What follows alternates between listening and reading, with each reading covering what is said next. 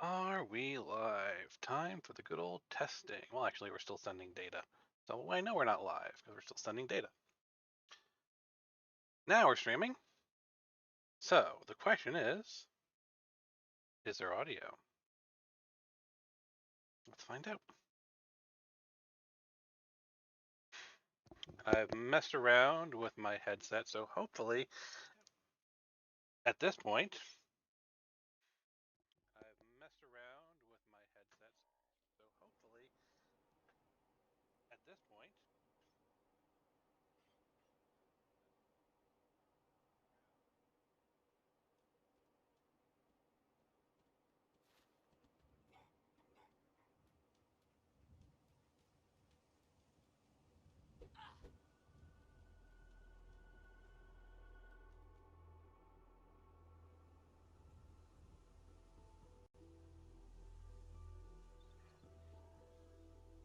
it doesn't seem like you're getting the game audio, does it?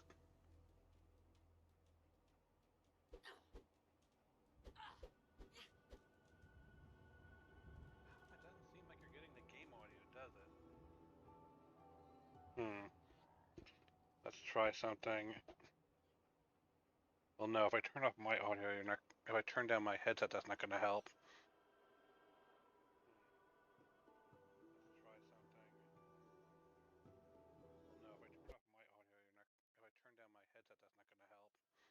Turn that up.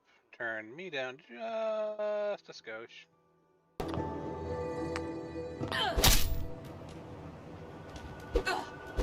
Turn that up. Turn me down just a skosh. Now that I heard. Turn that up. Turn me down just a skosh. Now that I heard. Now turn that up. Turn me down just a skosh.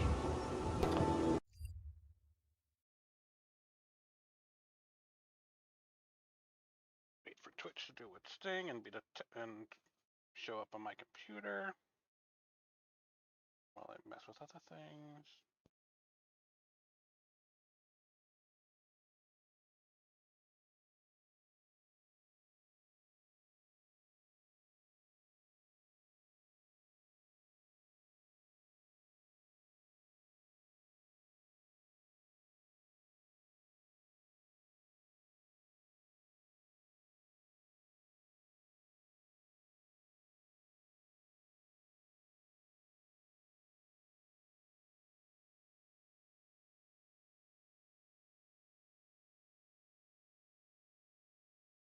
All right. So Twitch. Well, first off, I need to make sure Twitch is actually, nope, Twitch is still set to mute.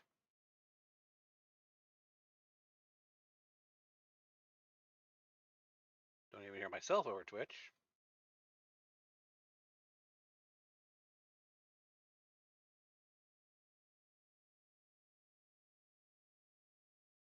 Twitch. Twitch. Okay, I can hear myself. Twitch. Okay, I can hear myself. Twitch. Okay, I can hear myself. Twitch. Okay, I can hear myself. Twitch. I'm coming in. Myself. Twitch. I'm coming in. Not that. Actually, while I'm here and tinkering around.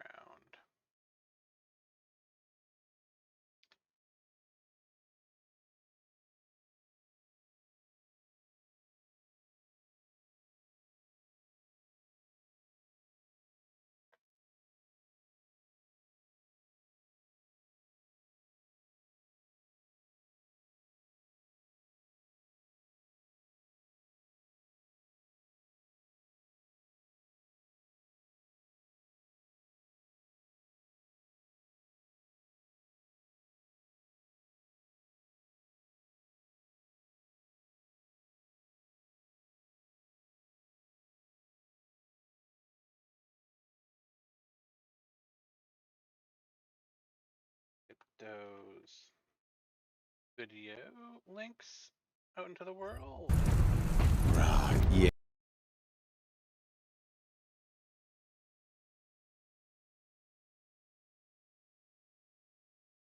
Obius.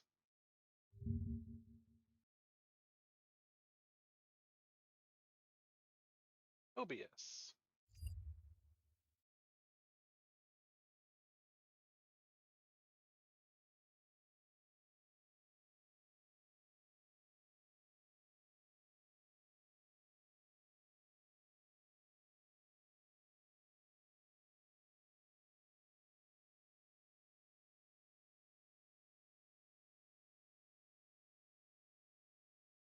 And where else can I throw it? Yeah, I guess I can do it here.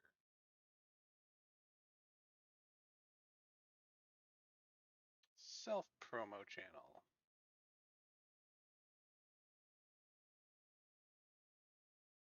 Just throw it out there at a couple of places.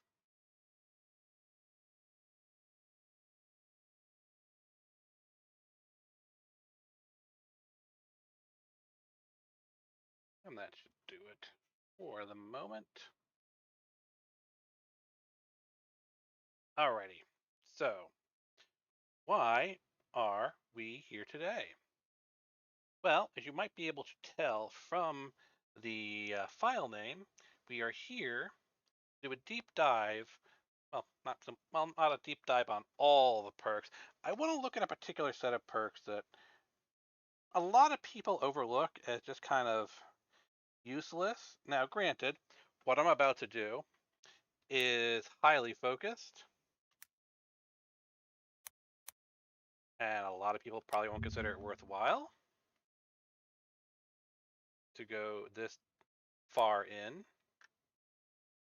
but it's worth taking note of it as an option for your gameplay run. So what we're doing is we're doing a deep dive of what I like to call the Wolverine build.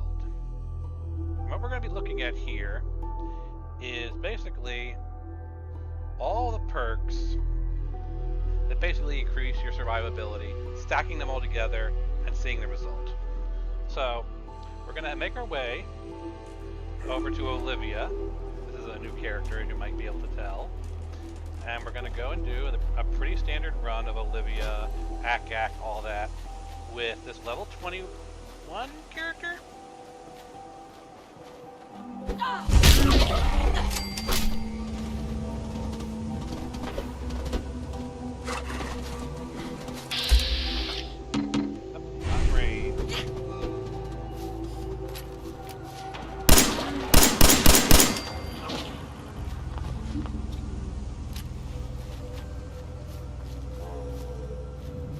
And let's just go and take a quick look.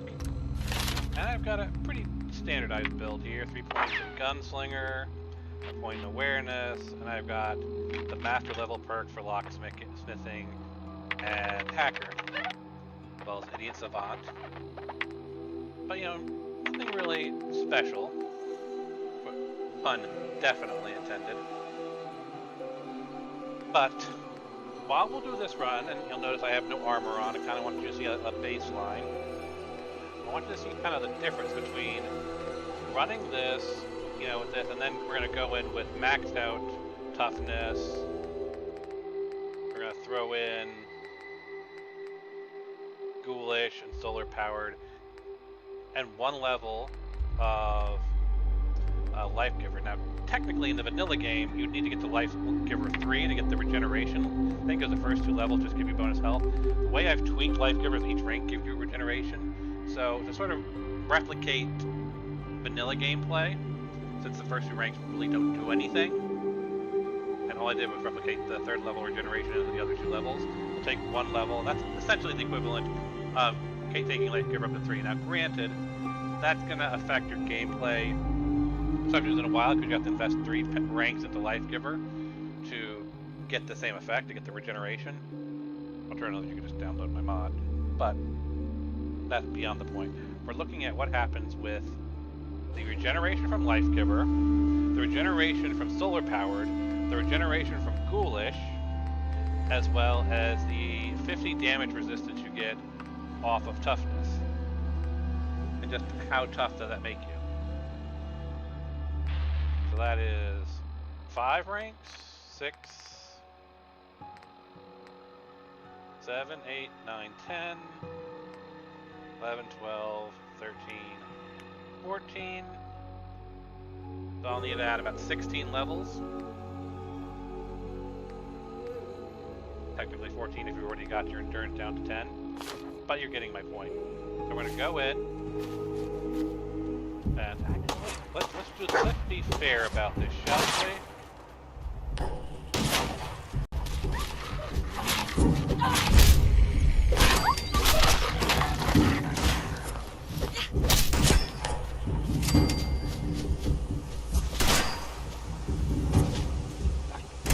Oh shit.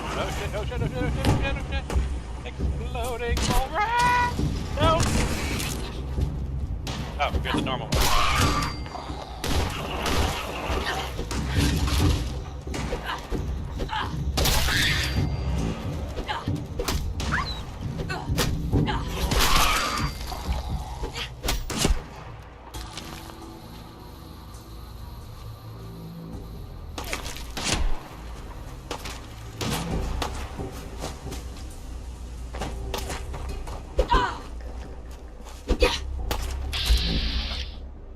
Close the distance. You'll be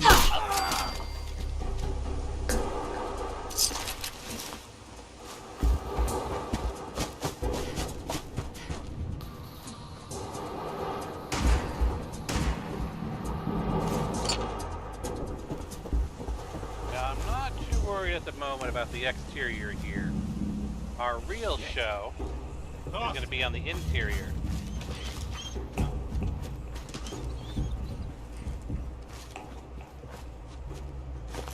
So, before we go into the interior, I'll give myself 20 levels. And then we'll take a look at it without perks and then with the perks. Come on, dog meat. So right now, let's clear the exterior.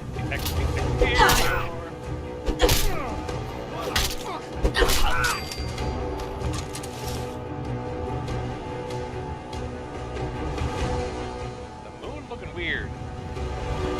Why are you looking so weird, the moon? I do have an HD moon pack, to be fair.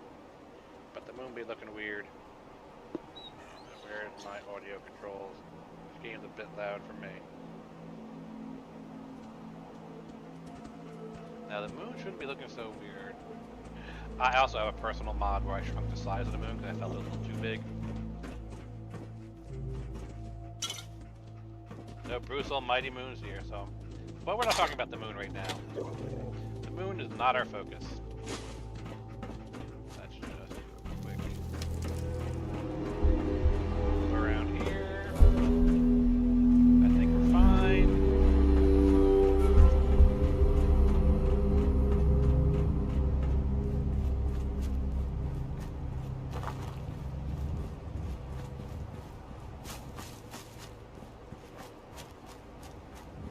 Everything looks fine in here.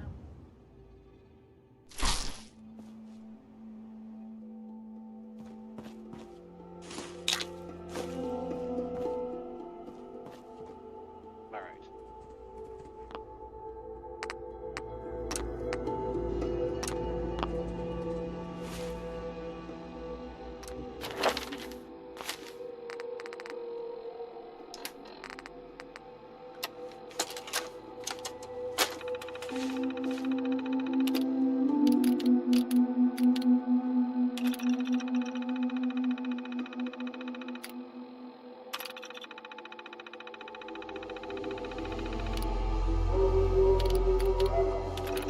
Levels.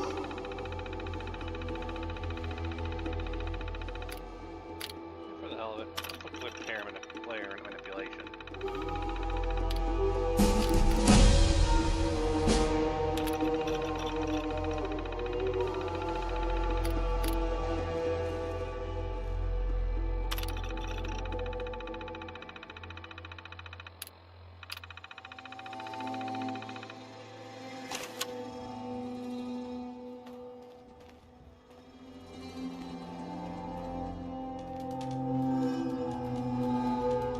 So, levels have taken effect. Let's see.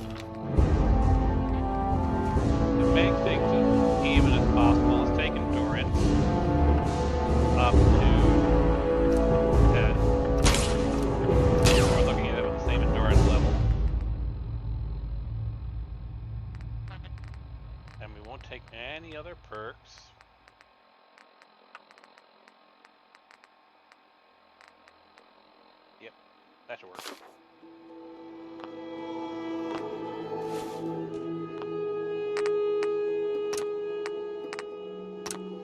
So, first, clean run. Into this place, dealing with Akak and everybody else that we have to deal with, but with no bonuses or whatever, with none of the defensive powers that I just talked about. Just going in essentially naked, wearing just the vault suit, and seeing how well we do. Now, let's see.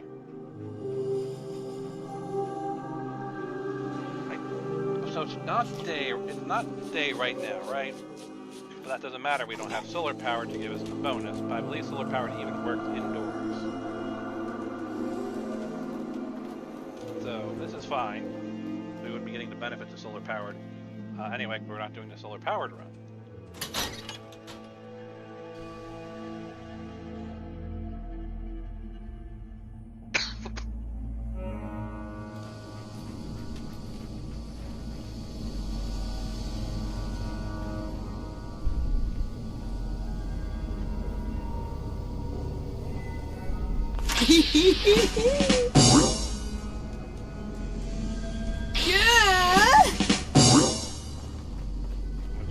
Roll that. We're running right to engaging with everybody. So let's go right down the long route.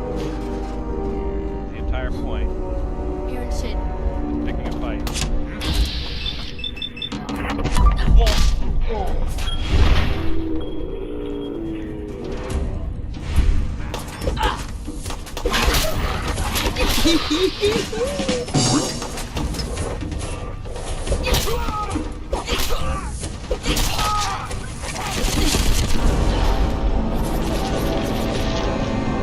Oh, that didn't last very long, did it?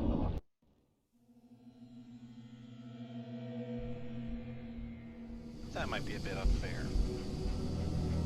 Akak's gonna tear you up no matter what because of that damn minigun.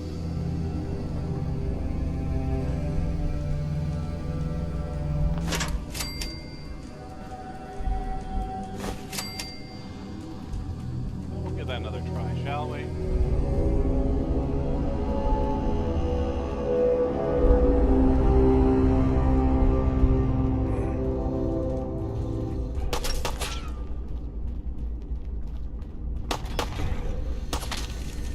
What's up, bitch?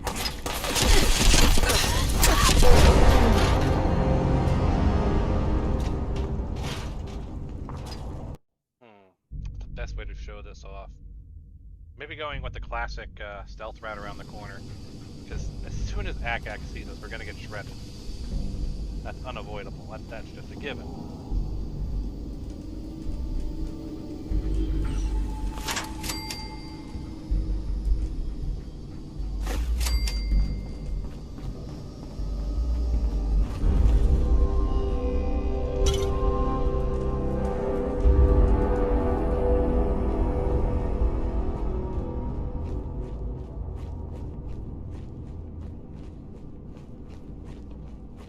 Hey, get some, motherfucker!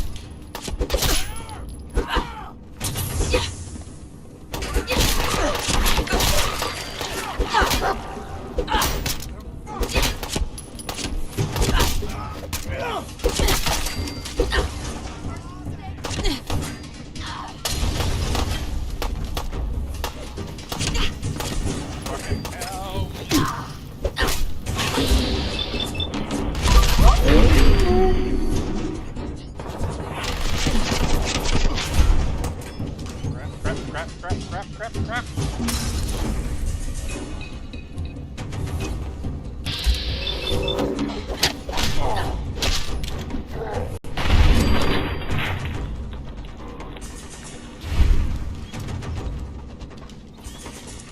Coming up, Akak.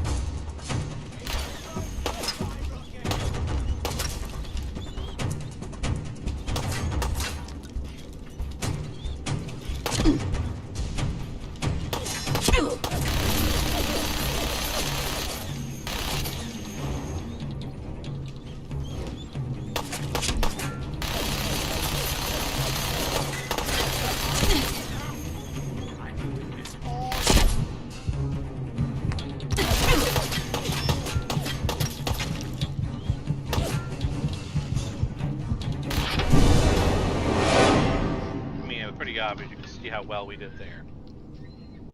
Now.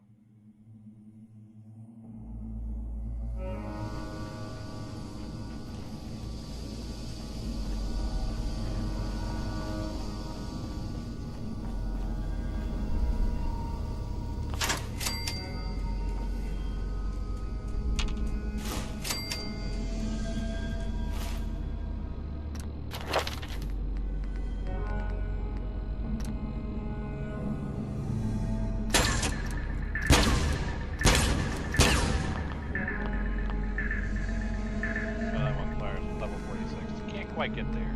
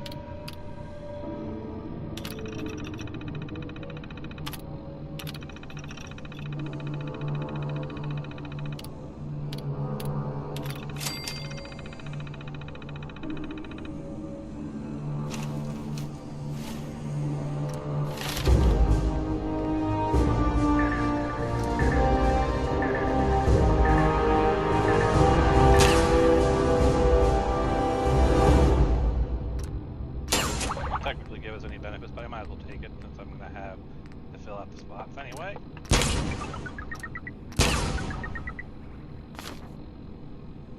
Now.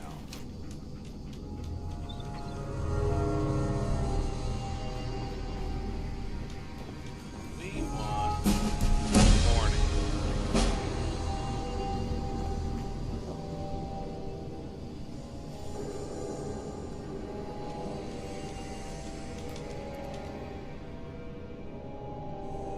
We want to be after 6 a.m. That'll work.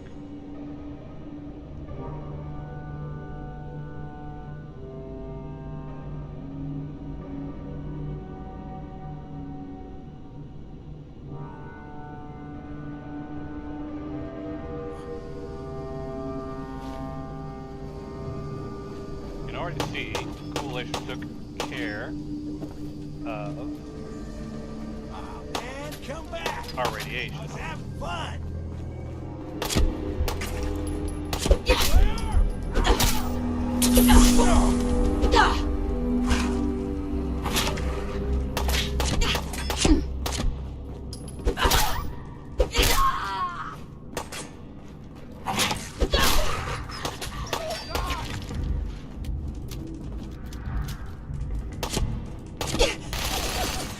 But you can already see their guns are not really doing much, are they?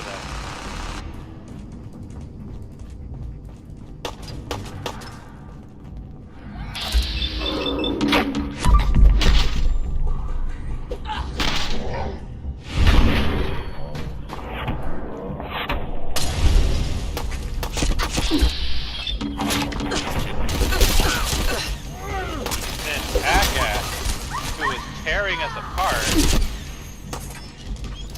really isn't all that troublesome anymore.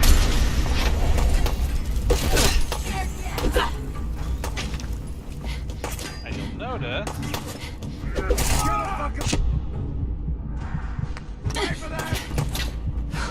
that while my health may be low,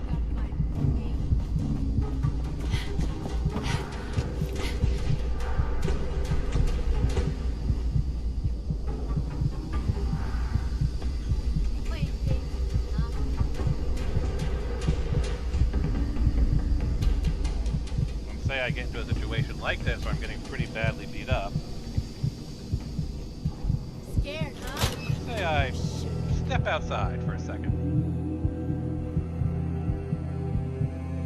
thus solar power kicking in.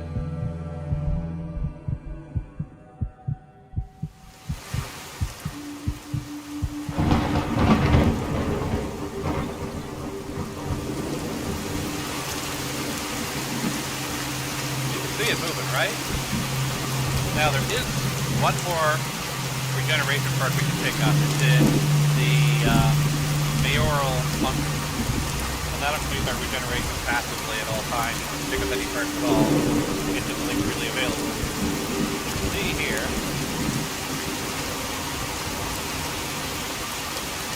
I'm quickly on healing. Now, just more tinkering around and seeing the effects. Let's go with...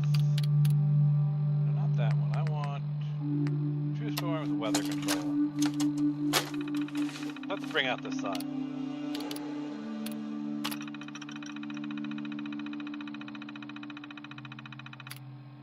Give us a clear sky.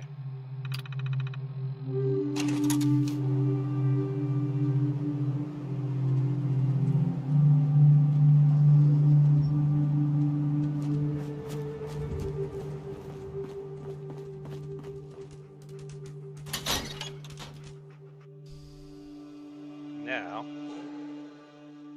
let's take things another step further, shall we? Let's throw in my modified Life Giver perk, shall we? Add the other 2 ranks.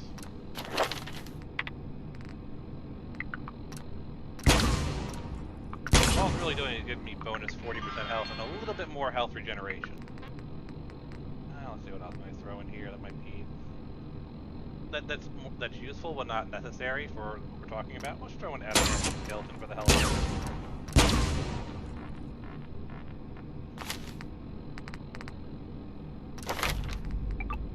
What else?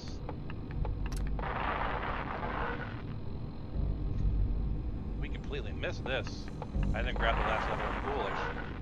Now, this is less relevant here, but if you're facing Children of the Atom, their rad guns, like you being like a ghoul, would slowly heal you. So let's grab it for the complete set. And ironically, picking that level of Ghoulish means that essentially the rad resistance perk now becomes useless.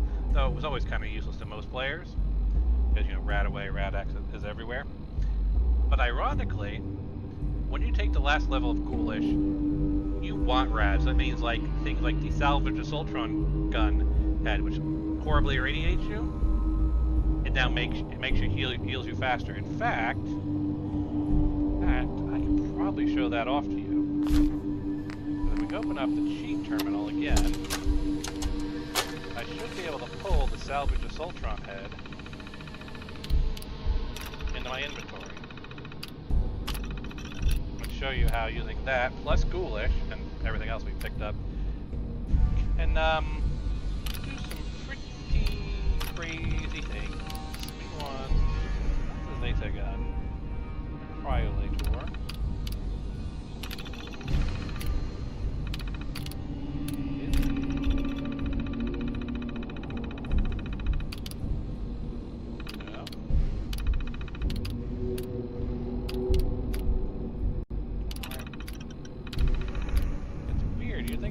Got everything else.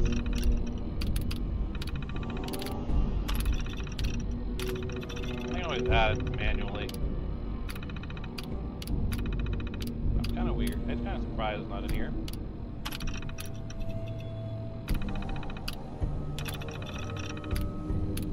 And there's a Hashmaker in here. Actually, it looks like it might not have any of the DLC weapons in here. That's a bummer. I can solve it though. Wait, maybe it's listed underneath. DLC. We want Automatron, items, weapons, salvage the Soltron's head.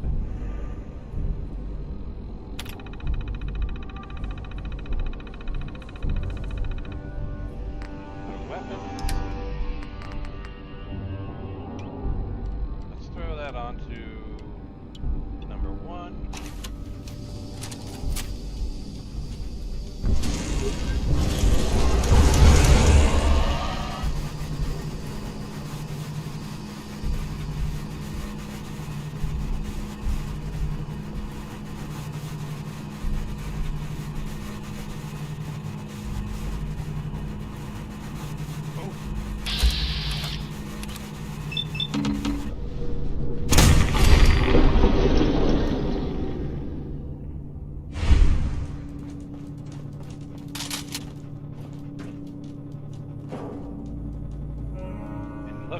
see the radiation I got? Now it's actually healing me. So let's keep showing that off, shall we?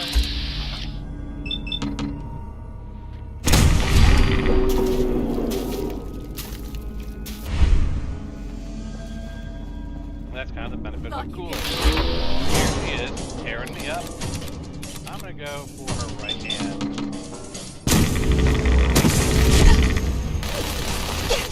So there she is, tearing me up. But I've got radiation, right?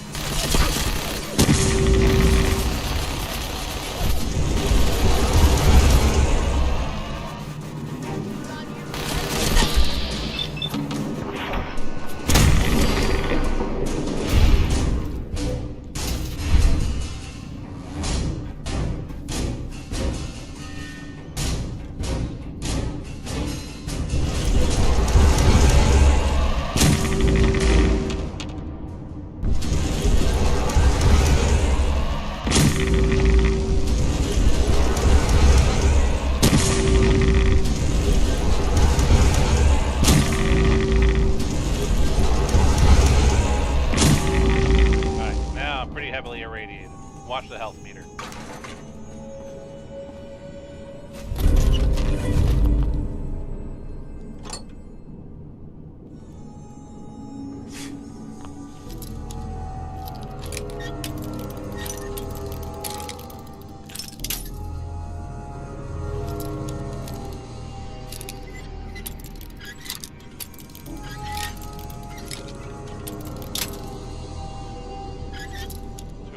Pack and not this lock. There we go. Got it.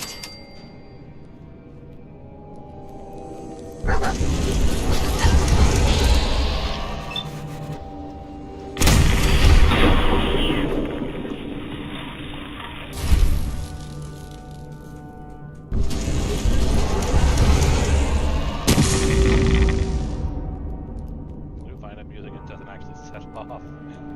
That, alright.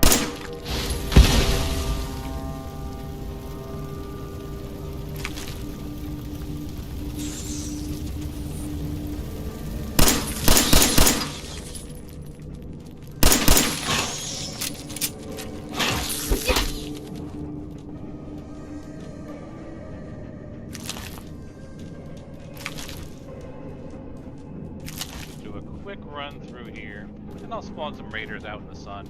You can see solar power to its full glory when you're at full spec, as it were. That's it. Because really, when you're fully spec'd out, under these effects, you can be pretty indestructible. And remember, radiation is no longer your enemy. Radiation just means more health regen. In fact, if I stand here, you'll notice my health meter. Pay very close attention to my health meter. It's not going down. This is because the radiation I'm receiving is being offset by the healing it's giving me. So basically, I'm more or less stable. And this is at +5 rads.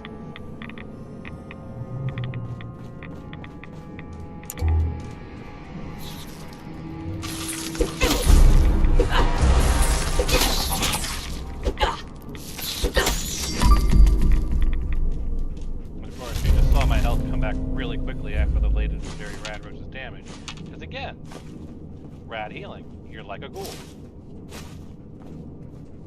I might actually tweak that particular perk so it scales the more Rad you have. You know, make it a little bit even more, well, I wouldn't say overpowered, but the entire idea I'm doing with the perk tweaks I've been doing is to kind of encourage people to use them more. Because yes, while you can combine them, it gets really nice results, as you're seeing here. It does require pretty heavy investment. It's what, 15 perks that I've taken to get to where we are? And yes, that is a lot of perk investment. And if you invest 15 perk points, you should feel pretty dang indestructible.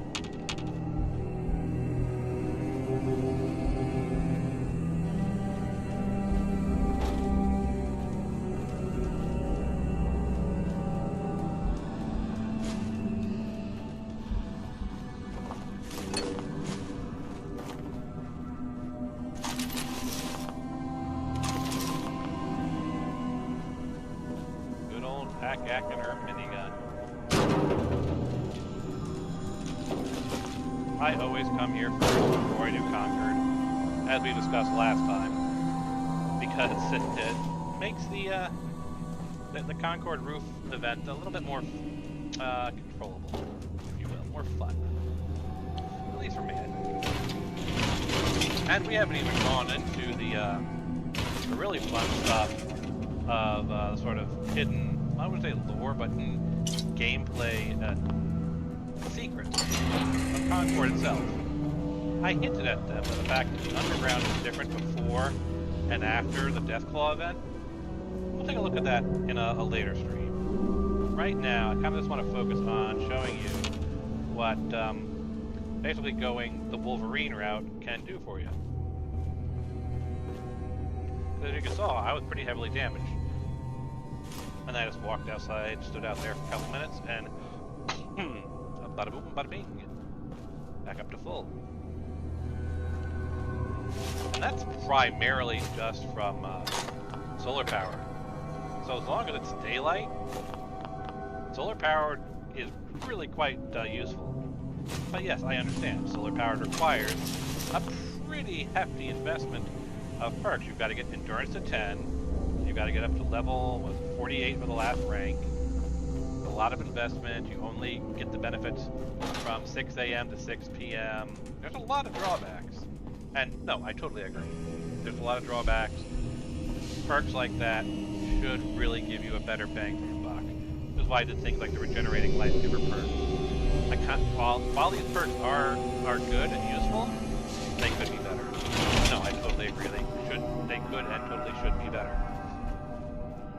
I'd love to hear your thoughts on how we can improve Life Giver, Foolish, and whatnot, to really make them worth the heavy investments that they are worth, and truly make you feel unstoppable if you take all of them at the same time. But that is a discussion for another time. What we are going to do here is just sort of grab everything we can.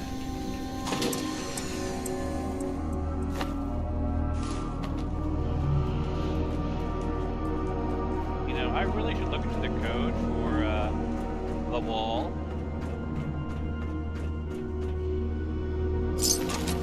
Because if you give the guy yellow paint or blue paint, he will paint the wall, and the wall will turn slowly over time yellow or blue.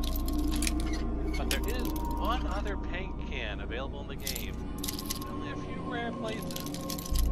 And I'm curious, if I were to look at the code for the wall, could we get the great red jewel of the Commonwealth? Yes. Oh, right. These. We'll talk about those another time. They're nothing particularly special.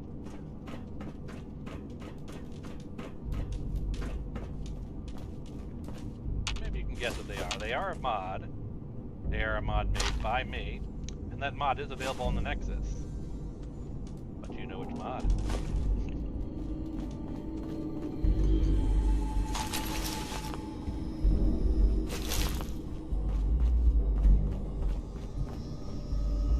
Now, how do we want to show off regeneration?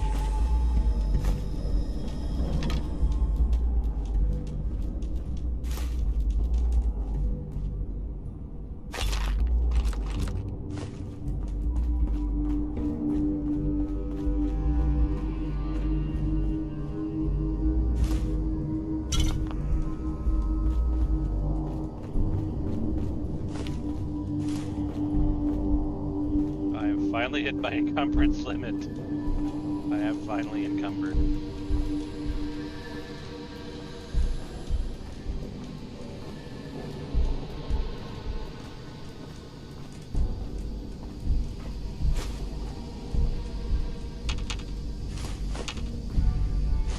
You know, that said, I still have a bunch of perks to spend, don't I?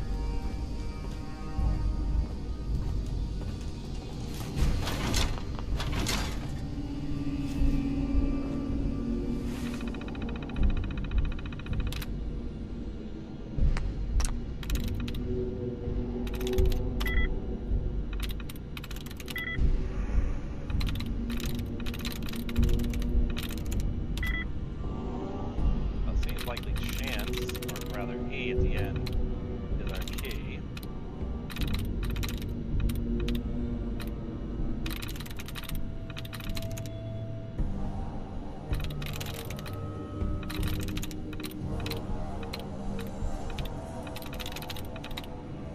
Weirdly enough, but I don't see any of the spectacle zones. Which? I'm in.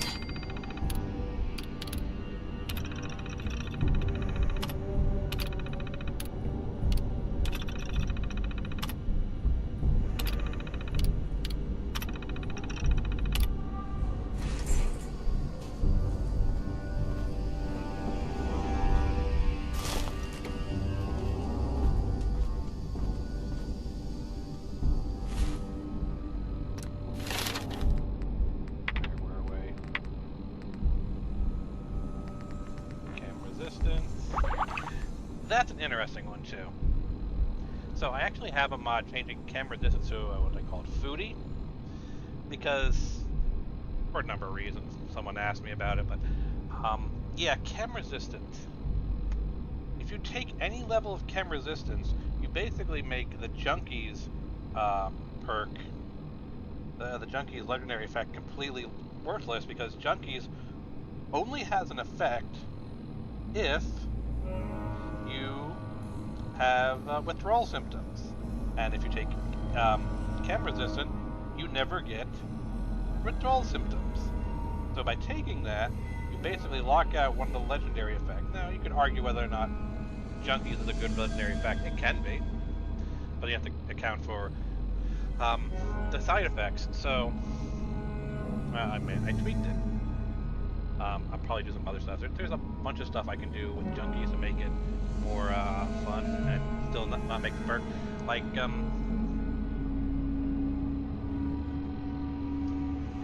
here's a fun thought. Modifying chem resistance so that you have, so the withdrawal effects are reduced. That's actually relatively easy to do, because the withdrawal effects are essentially magic effects that are applied to your character. So what I have to do is go into the magic effects and say, if you have chem resistance 1, then the effect is lessened. And that would still allow you to use Junkies. You still have withdrawal symptoms, but you wouldn't be getting their negative effects. Or reduced negative effects, I should say. That's one way to do it.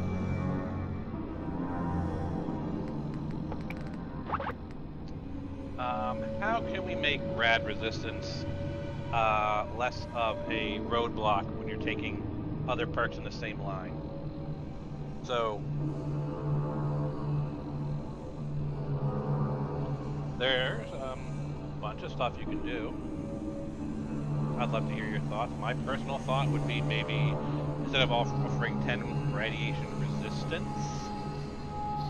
take a page out of Ghoulish and have it give a passive radiation heal.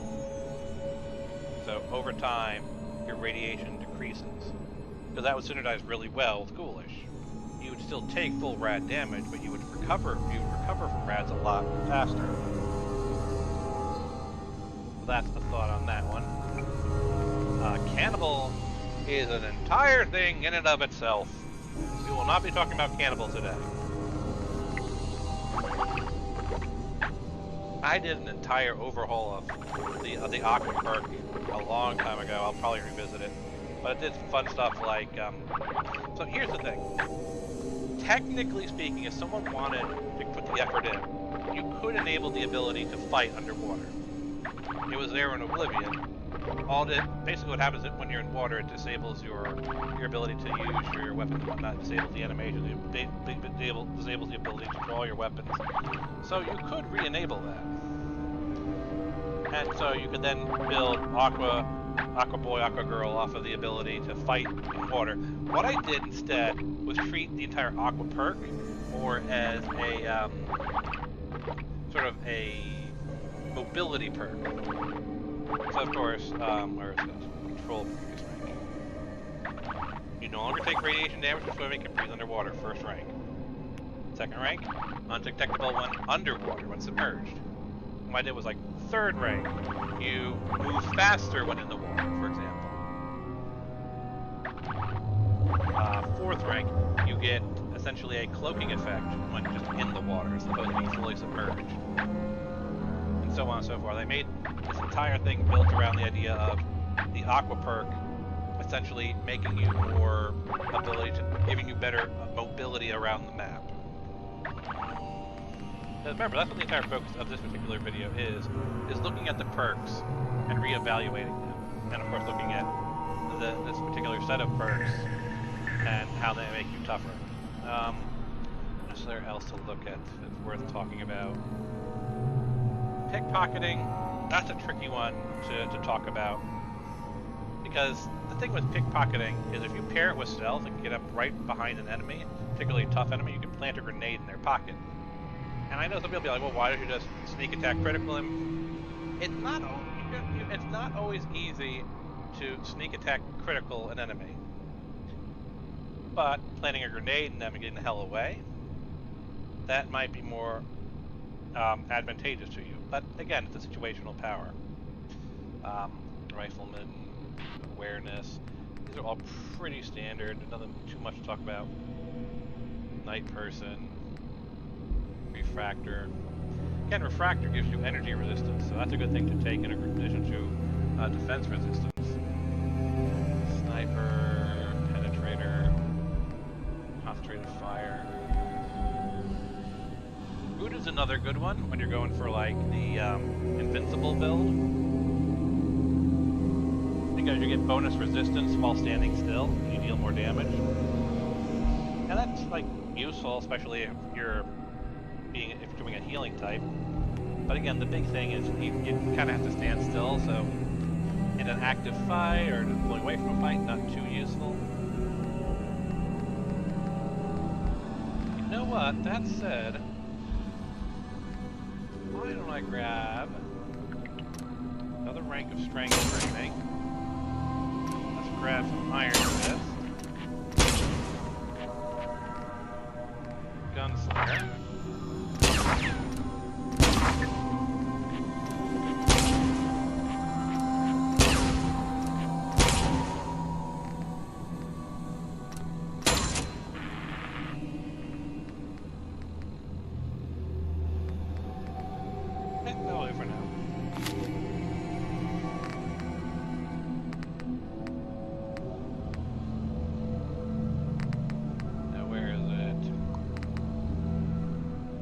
Yes, that is another one of my perks in play. You guys noticing anything about it?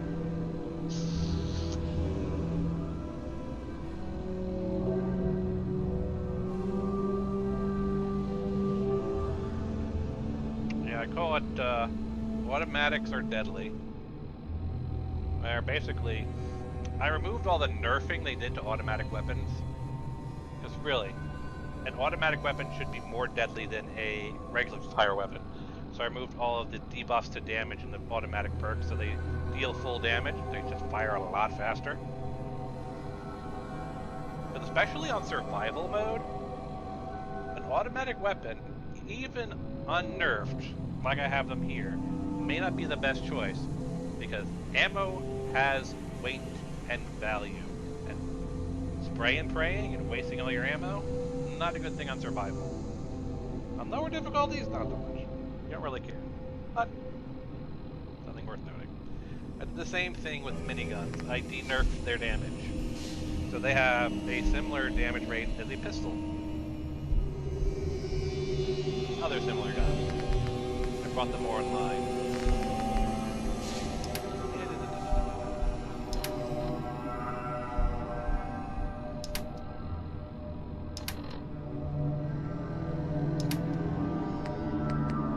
I think that covers about the long and the short of it, doesn't it?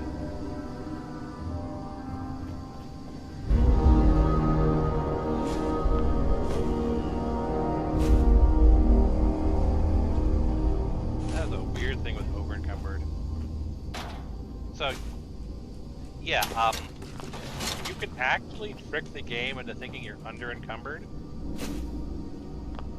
even when you're over encumbered, by simply like changing screens. Like as you can see here, I'm over encumbered right now. If I go out into here,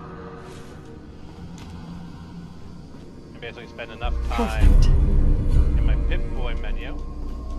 We'll say, oh, you're no longer over encumbered, because then it has to do with recalculations. It kind of forgets after a time. And there are ways around. I found, for example, like, pull out a weapon. I need like a weapon you can see down the scopes with.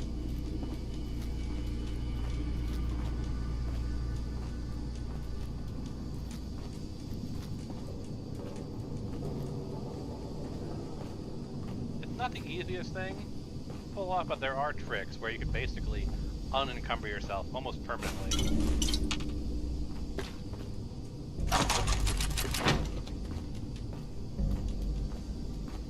But we're not really talking about them right here. I'm just grabbing all the loot before I head outside and spawn a bunch of raiders and then show off the regeneration, healing, all that fun stuff in bright sunlight. Give me a moment. Finish looting.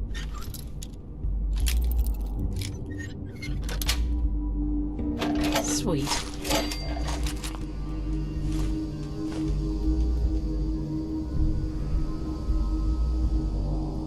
And also here's another fun thing to keep in mind. These regeneration perks, they're, well, just like your stim packs. They're percentage based. So as you gain more and more levels and thus get more and more hit points, they'll still regenerate the same relative amount of, like, you know, 1%, 5%, whatever it may be. But it'll be but if your base hit points are, say, 1,000, and you get 1% of that, that is, what, 10 HP? And, you know, if you get up to 10% regeneration, that's 100 HP. Your starting character has, what is it, 120 HP? So yeah, it definitely scales up.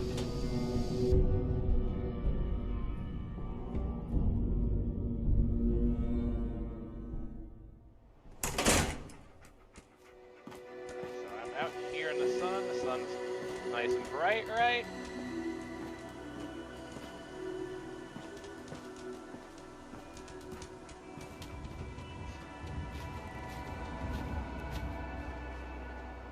You know, that message in the top, yeah, some of you might know what that mod of mine is as well. I've talked about it in the past. We want to go to the cheat menu again and use it to spawn some NPCs. It just makes things so much easier than having to use console commands. Let's spawn an NPC.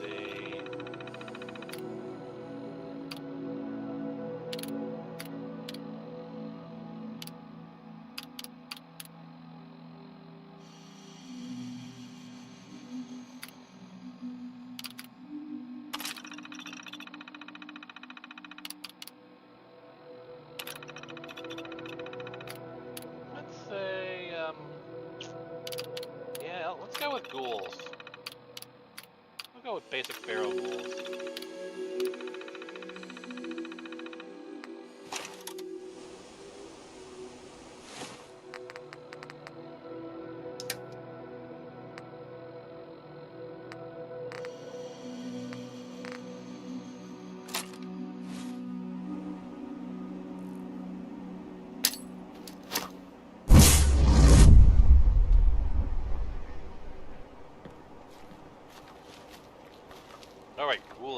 has fired off, and Ghoulish has made them friendly. You gonna be friend?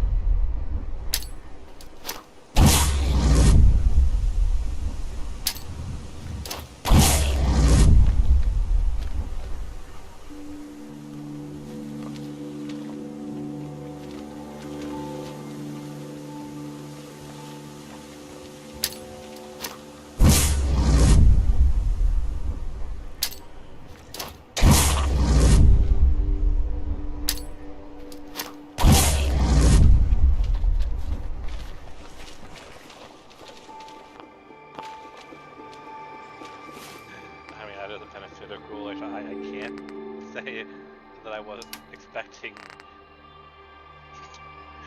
It just doesn't quite work for what we're doing, does it? Alright, let's see if I can try something else. Go on, NPC.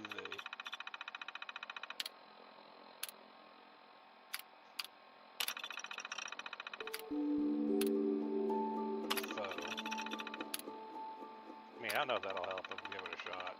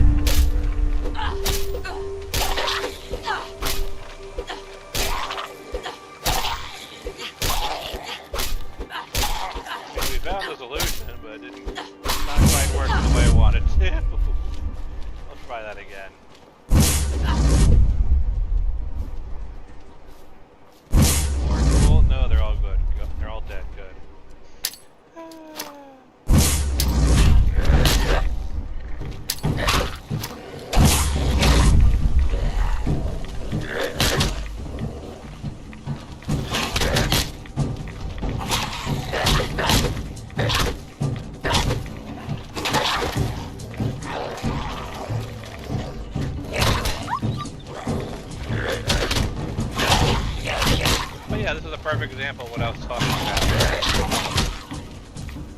Like, clearly, given enough time, they'll kill me. You also have to keep in mind, I'm literally not fighting back. And you can see my health going up.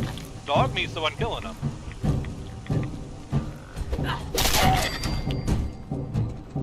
So why don't we take things up a notch, shall we?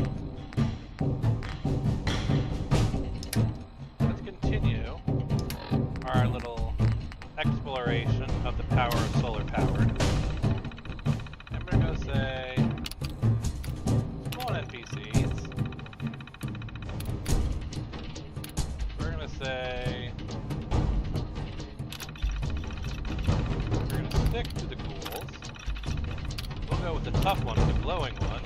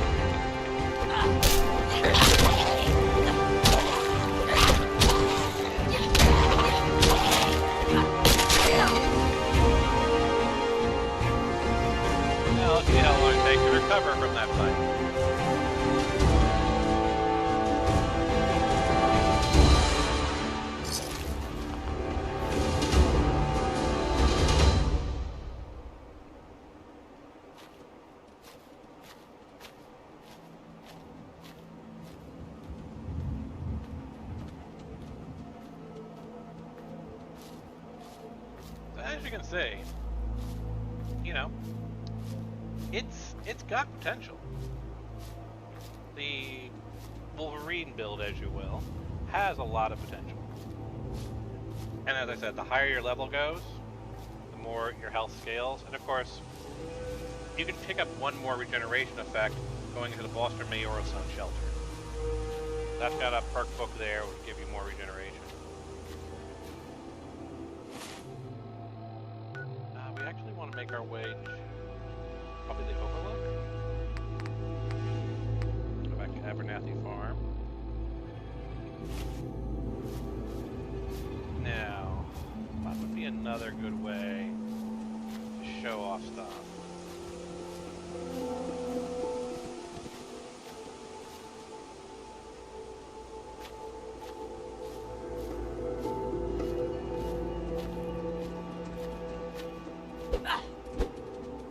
I don't want to quite show you the Concord sewers just yet. That'll be a different video.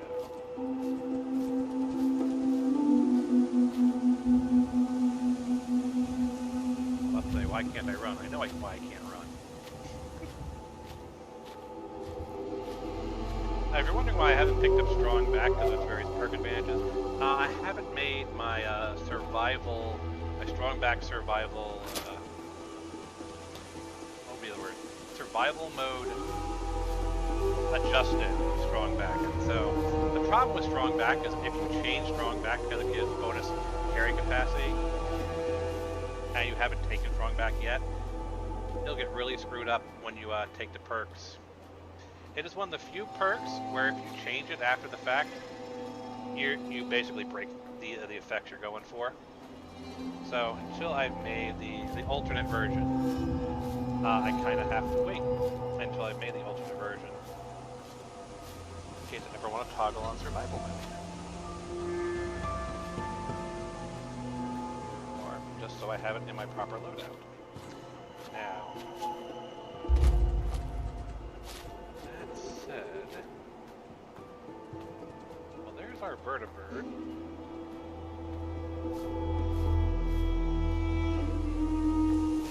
Because I think it's going to be the end of the stream here. The next one is when we'll go and explore Concord sewers, because we have to go and then re-rescue Preston Garvey, because I have to be able to show it to you before Garvey and after Garvey.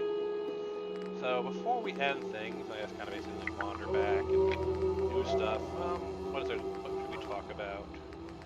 I mean, I guess, yeah. I mean, basically the only thing I really did with the Strong Back perk is, you'll notice, so there, on Overencumbered you can use action points to run. That's fine.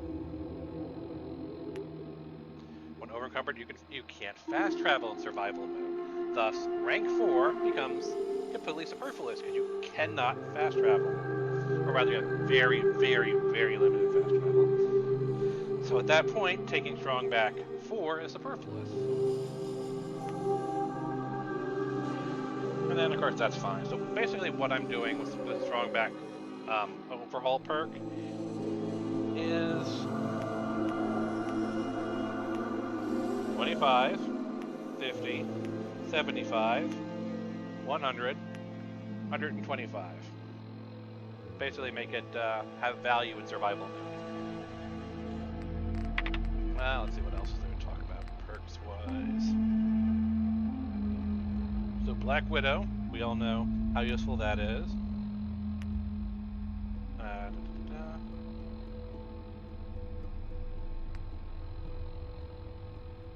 15% damage with. Well, let's see.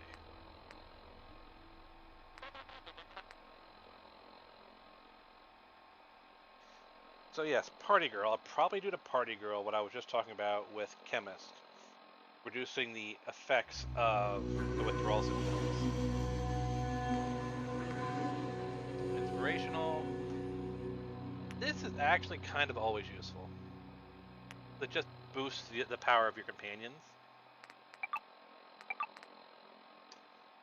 This is useful if you want to do a pacifist run. Useful if you want to do a pacifist run. One thing I would love to do with solar power, though I haven't thought of how yet, is if we look at solar powered effects, +2 strength and endurance between 6 a.m. and 6 p.m. Heal your radiation damage, heal your lost health. I don't like the idea of perks that are that only happen during certain times. Like if I go over here to special, you see I've got the +2. What I'd like to do is tweak it so it's less time focused. Well, it still should be time focused just because of what it is. It's the opposite of night person. The thing is, if you know anything about science, you know that the moon is just reflecting the sun's light. So what I'm probably going to do for solar powered is outside of 6 a.m. to 6 p.m. it only gives +1 to those instead of +2. So in full sunlight, you get the full effect. But in reflected sunlight, you get half the effect. And this way, solar power is also useful like indoors, in the rain, whatnot, and so on and so forth. So that's what I'm going to do to tweak solar powered a bit. I'll probably do the same thing with Night Person, which is where? Over here, the vampire. Like I said, exact opposite.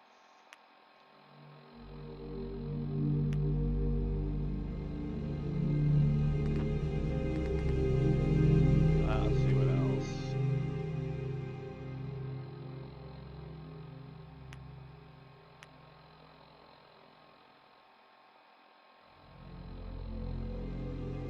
So for me, I feel like Nerd Rage should, as an additional effect, what I would personally do, and I'm still trying to decide between which of the two effects I'm rather more favoritive for, is do I want to give bonus carry capacity or bonus strength, or both? Because the idea is while you're under the effect of Nerd Rage, nothing should be able to stop you, including being over encumbered. But when it wears off, all that effect should come and hit you. So if it was just something like, and I can always just do like use the other perk where it's just like you drain action points. But I feel like it does fit the spirit of Nerd Rage. Nerd Rage, you should kind of feel invincible, and then really regret it when it wears off. But that's me. Fusion cores last longer. Chromatic robotics expert. All of these.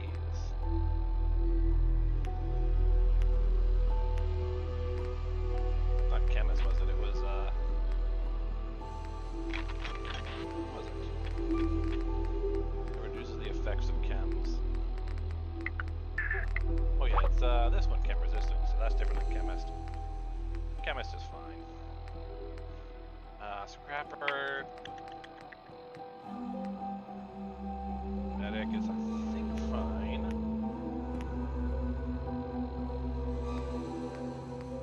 Not sure what else there is to talk about.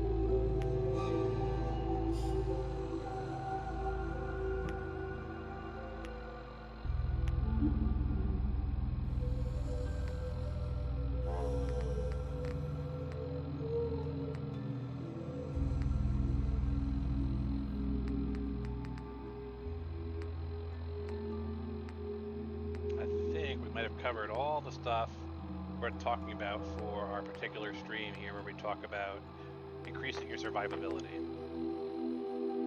And yes, there are ways to make them better, but like I said, as they are, they're not that bad. You have to invest heavily in them. It does take several levels, and you're already being gated to level 50. But Life Giver rank 1, or technically rank 3, we're going by vanilla rules. Your 4 levels of Ghoulish, and your 3 levels of Solar Powered, as you can see here, make you pretty tough. Again, just for the hell of it.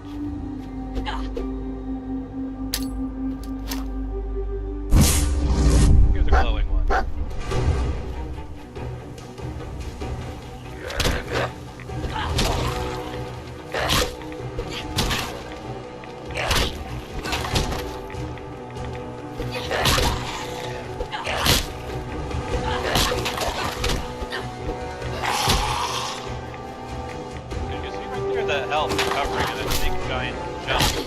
got a burst of rats, the guy who's diving.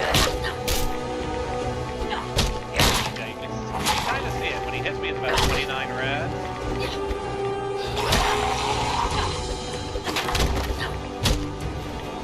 Now, actually, let's prove my point, shall we? Let's bring in a rat storm.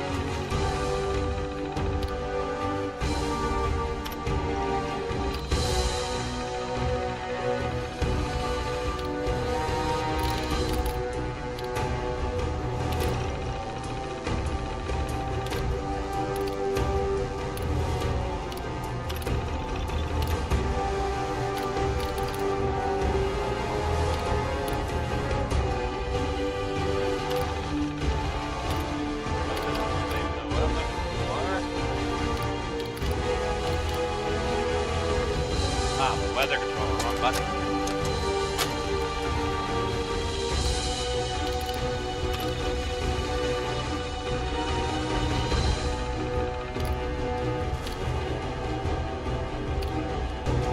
Rad overcast?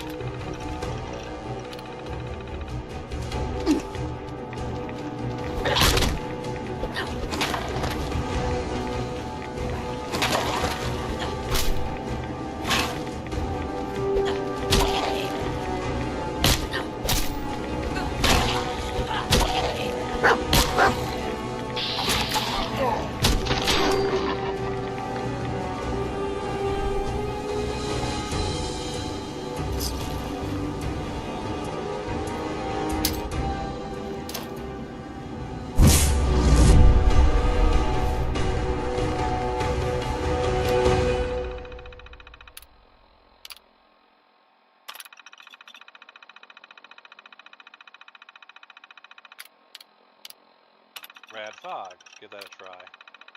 But I want some constant rads.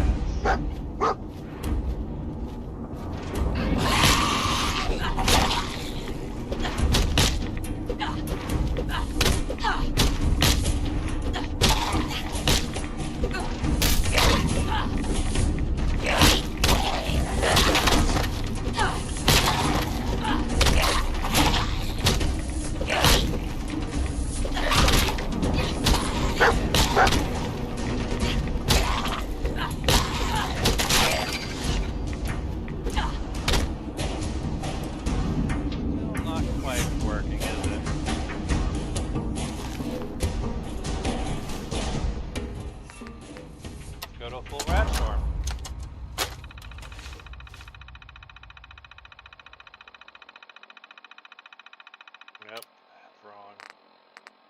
Needs to be weather control.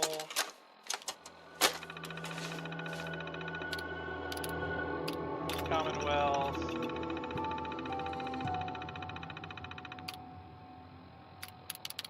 Full rad storm.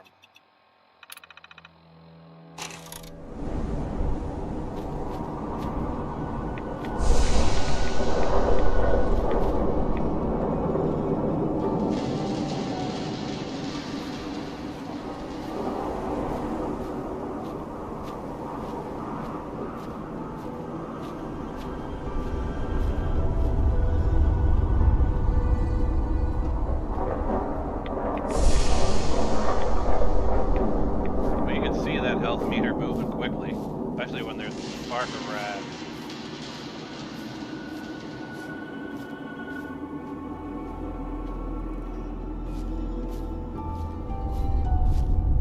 I really should come back here later and grab this power armor. I want to remind myself where it is.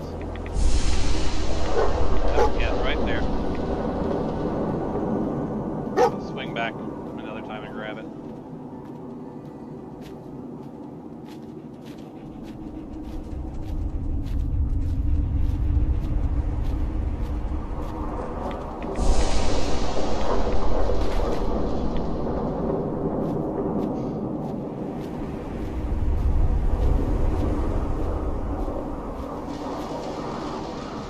Look how close I am to full health already.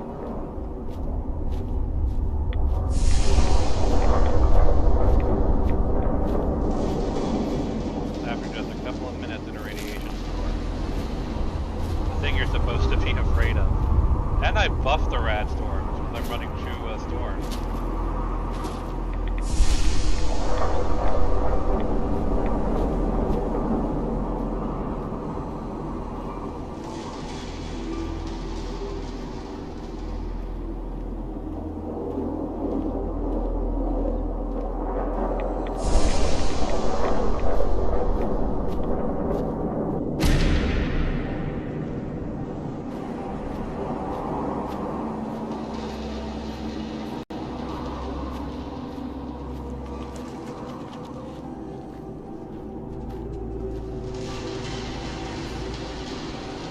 Now that we've got a full rad storm going on, why don't we throw in Mr. Glowing again?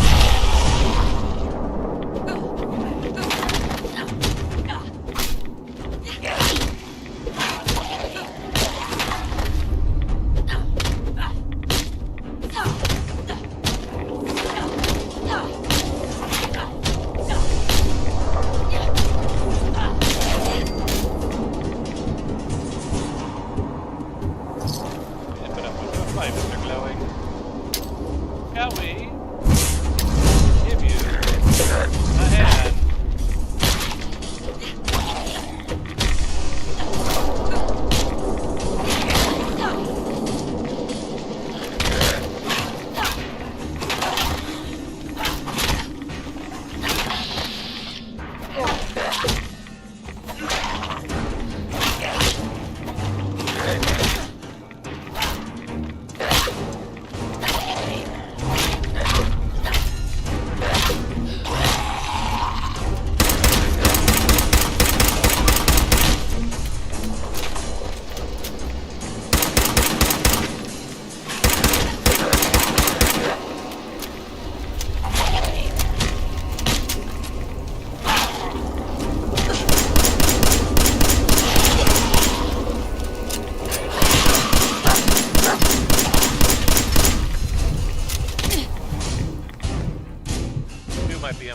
Might be too much, isn't it?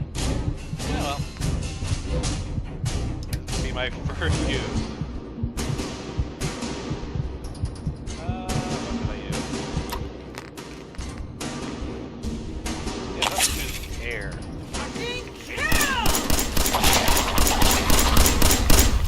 Buff out air. Rip and tear, rip and tear. Oh. Hard on.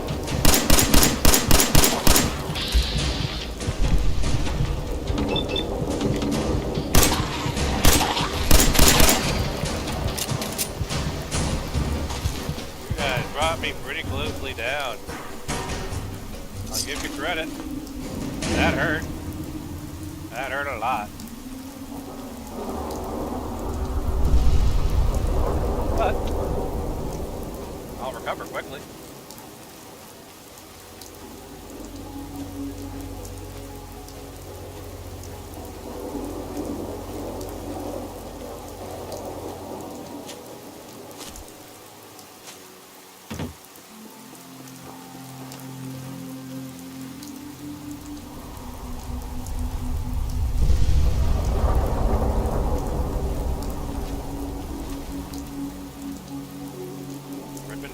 Rip and tear until all are done.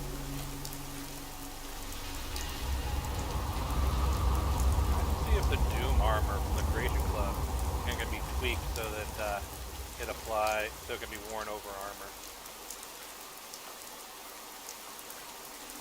I believe, because it does have exposed midriff, you theoretically should.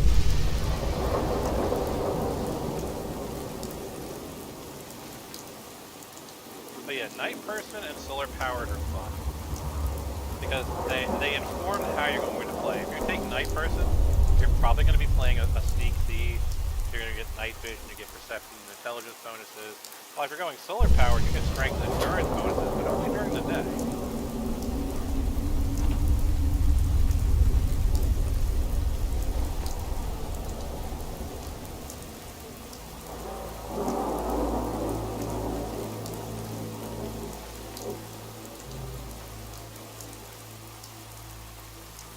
You know what? Before we end this stream,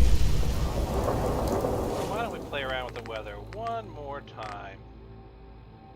And let's do some truly crazy weather, shall we?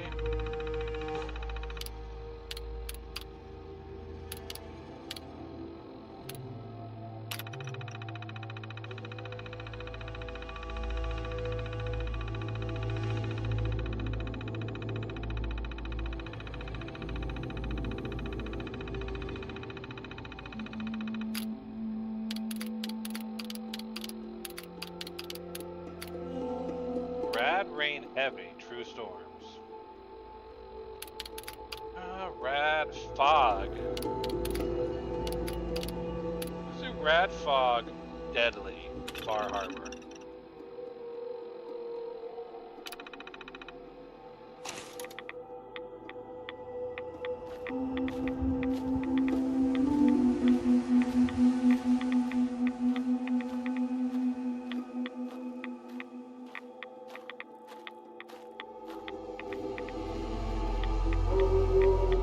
Here's a good question. It is day out, but we've got... Nope, I am still getting the full effects of solar power, so even though it's foggy out, I'm still getting the full effects.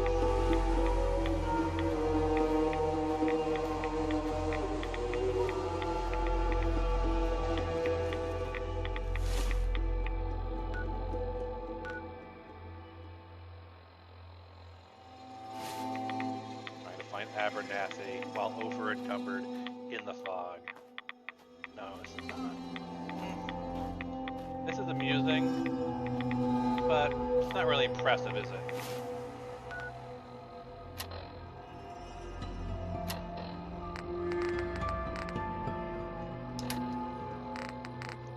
Give me something extra, Far Harbor, True Storms.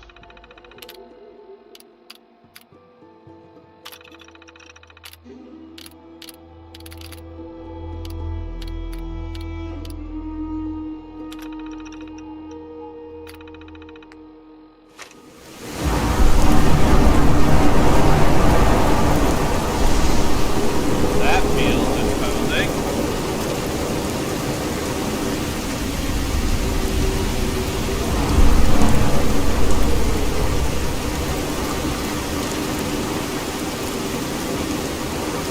It's also giving me an idea of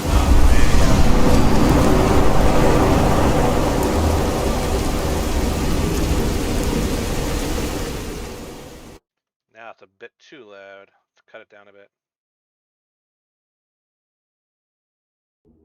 And it's giving me an idea for an additional rank of foolish.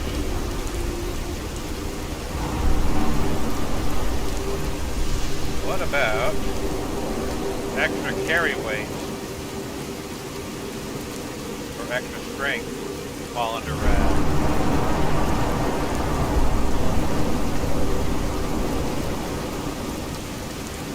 Or another rank of foolish.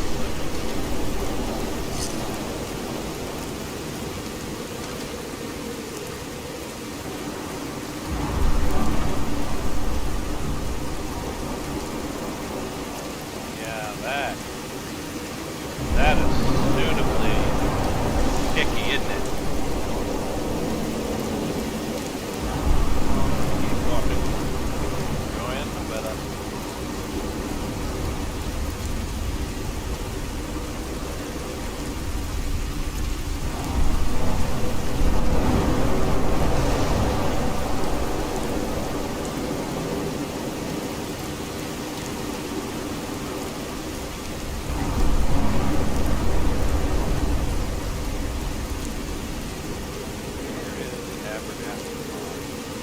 I have no idea at this point. But I can see the water tower, which I really cannot.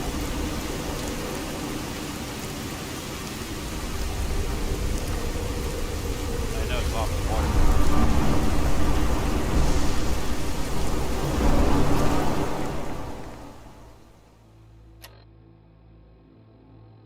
Yeah, what time is it? It is 18:51.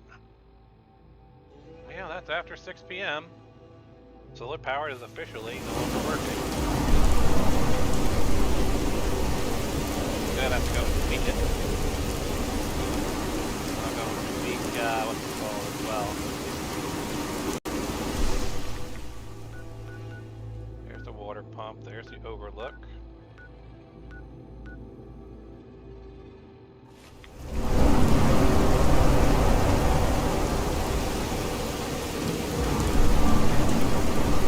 Just permanently give it a rat storm at all times. There's a thought. Can I find that in here? Can we go glowing sea?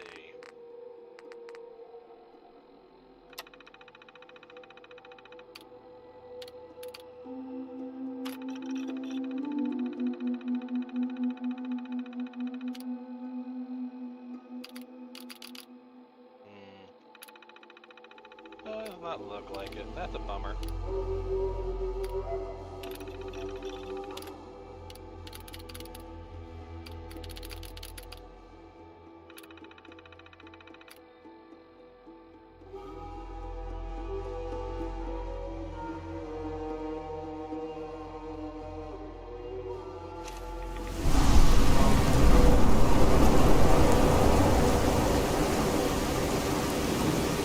I think we hit Abernathy Barn, because I recognize that. I think that little campground off the edge of Abernathy. Or not campground, it's trailer.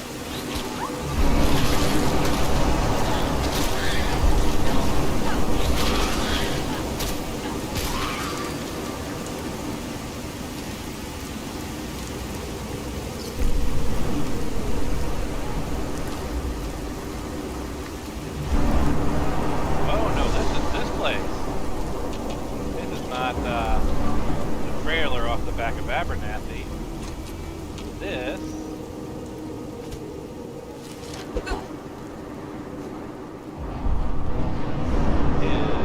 yep. Oh, I know where we are. We're near Sanctuary. Because what this is a little cap stash off the edge.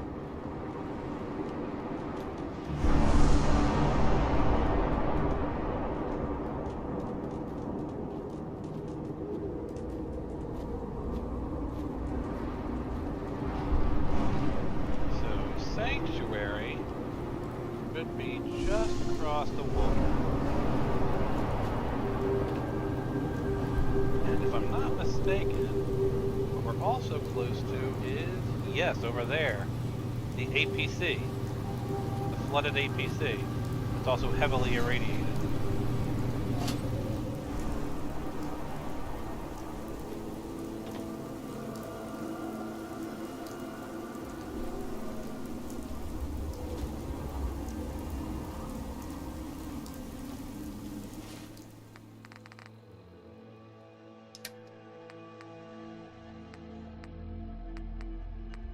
I really have no good food, do I?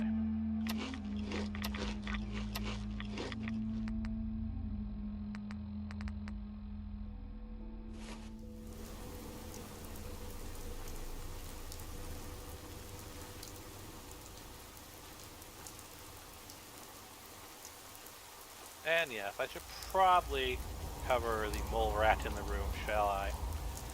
You've probably been noticing something up in the corner, a little prompt. Losing weight, gaining mass, building muscle. That's a fun little mod that I'm trying out right now that I found, which is essentially the equivalent to pumping iron made by Gopher. This fun little mod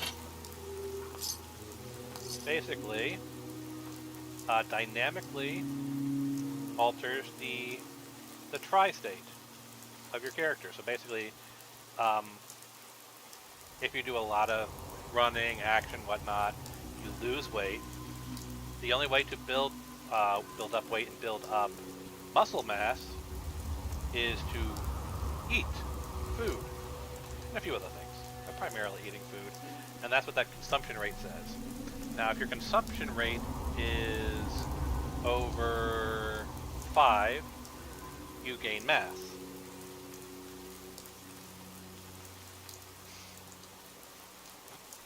But if you gain it too quickly, instead of gaining the muscle sliders, you gain the fat sliders.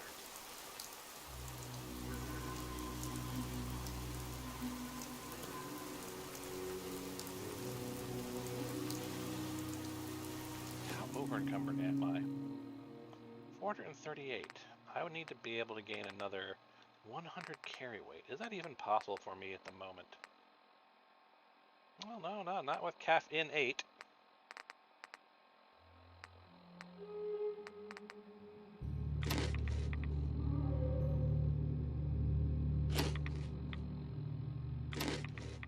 Yeah, as you'll notice, junk food really increases your consumption rate.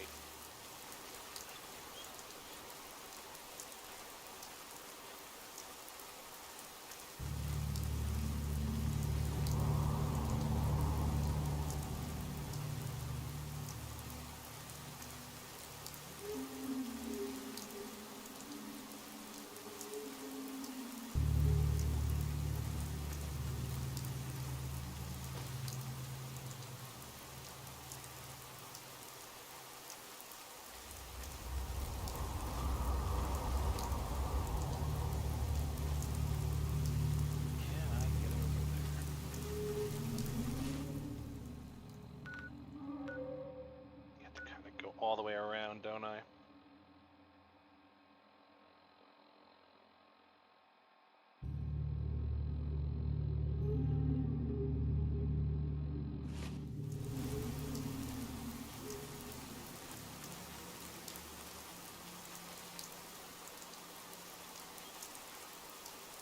Actually, do I have it on me? Another fun effect of that particular mod is, do I have it? No, just the CAF in 8. Do I have any? No. Yes.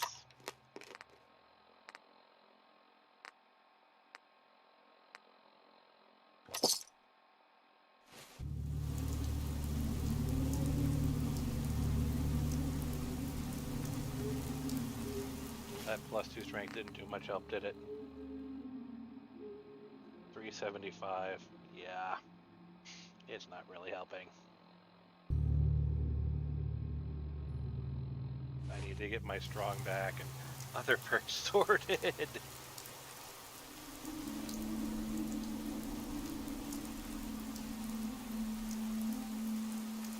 Want to get over there. The APC on the water's edge, just outside of Sanctuary. Because if I recall correctly, you fight what are they? The blood bugs. You're fighting blood bugs around an irradiated. Oh, actually, that's a thought. Aqua Girl. I shouldn't get radiation from this. I do get radiation from this. That is weird. I'm not supposed to.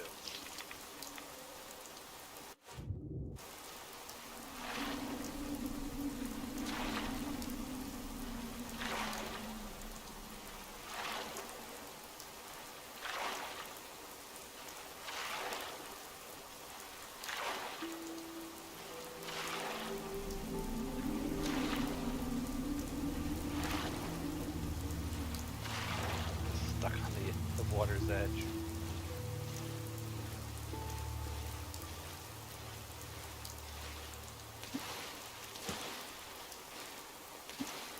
This is not what I thought it was, is it? No, this is going to be a Mirelurk camp.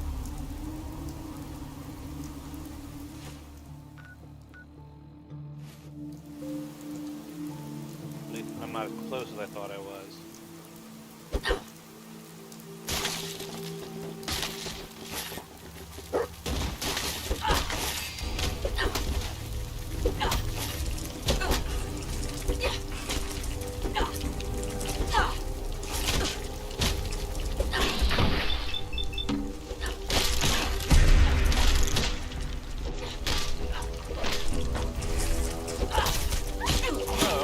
Actually be able to hurt me, in all honesty. Not really.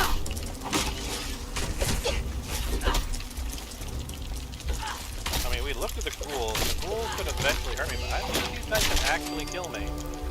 as I am now the various perk setup I have. Yeah, not really. Good day.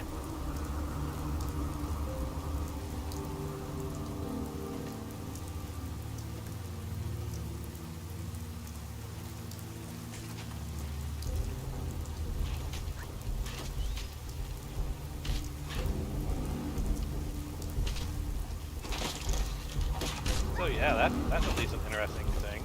For this particular perk loadout, you can kind of just ignore Mireless.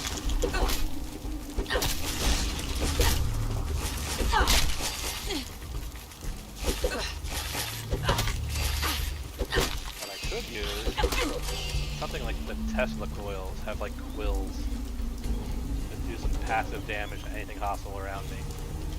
I might make a perk book for that just for the hell of it. It's not that hard to do.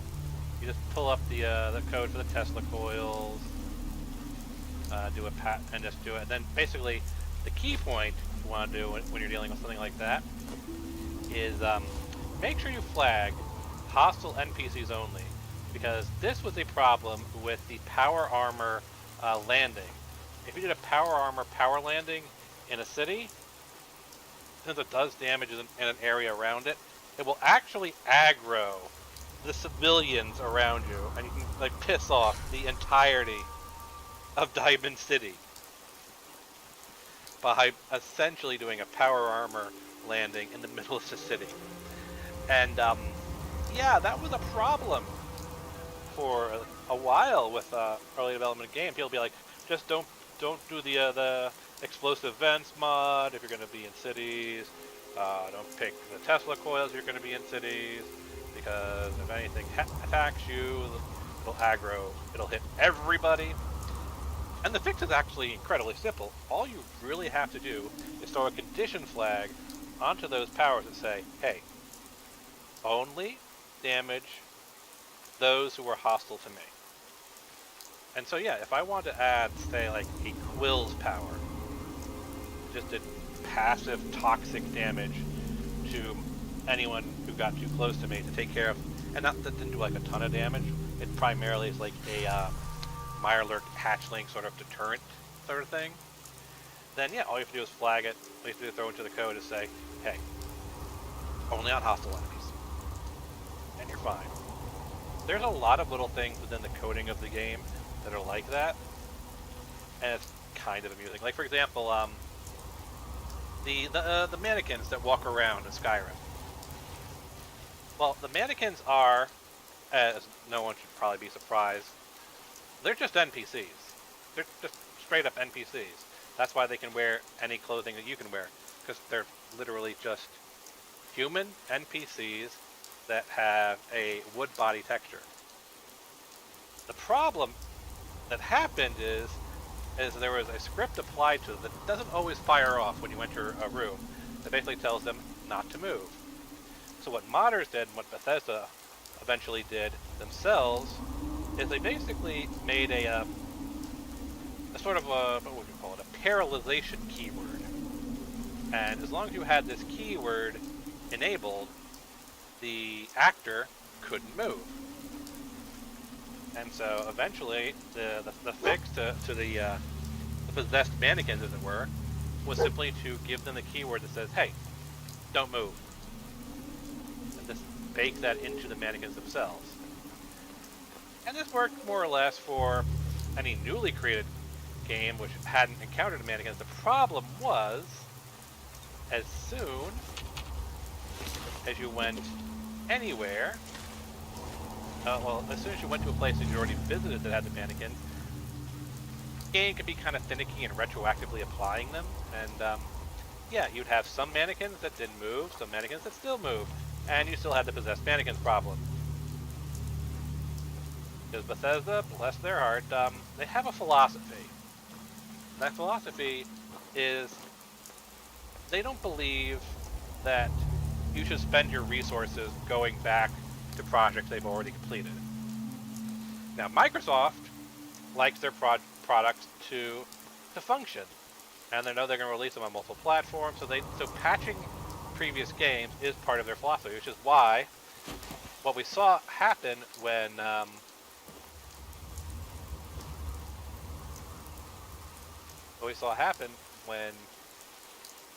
Microsoft bought Bethesda is we had the ooh, this is gonna be fun. Am I stuck? We had a sudden burst of patches for Fallout 3, Fallout New Vegas, Fallout 4, Skyrim, all those lovely games. And what these were was these were bug patches, and they were like script updates, and there were a bunch of all kinds of like fun stuff like that. Because Microsoft said, "Hey, look, we want these things to be fixed. We know things break over time. We know yada yada yada yada yada."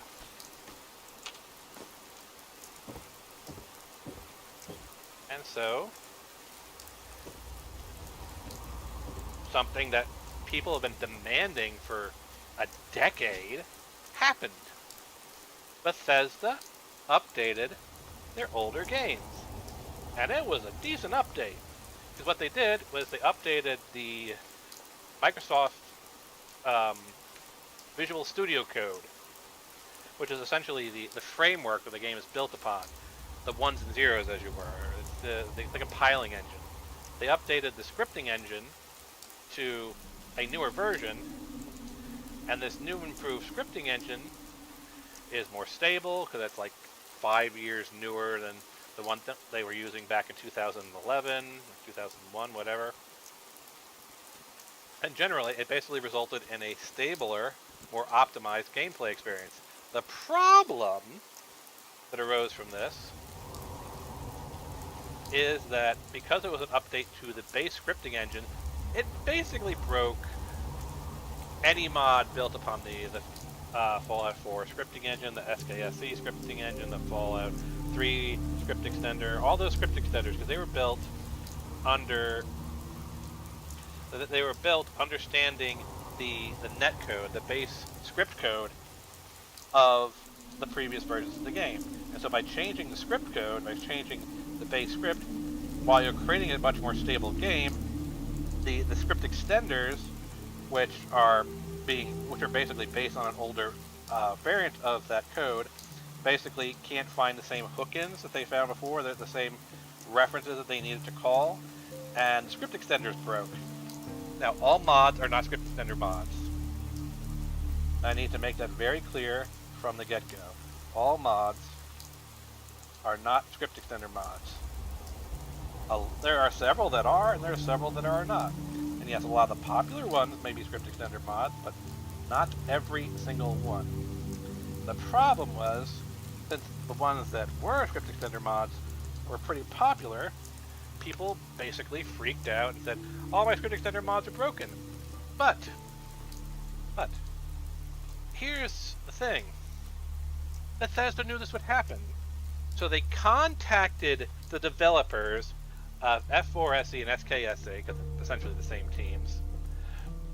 They said, hey look, here's an early build of our new build, because we know it's going to break script, and we know that everyone's going to blame us for breaking scripts, even though they've also blamed us for not updating the game script. So like, here you go. Here's our updated scripting code. Use it to rebuild your code to work with our new patch. And they did. The F4SE, FKSE team, in fact, did build code built upon the updated and improved scripting engine.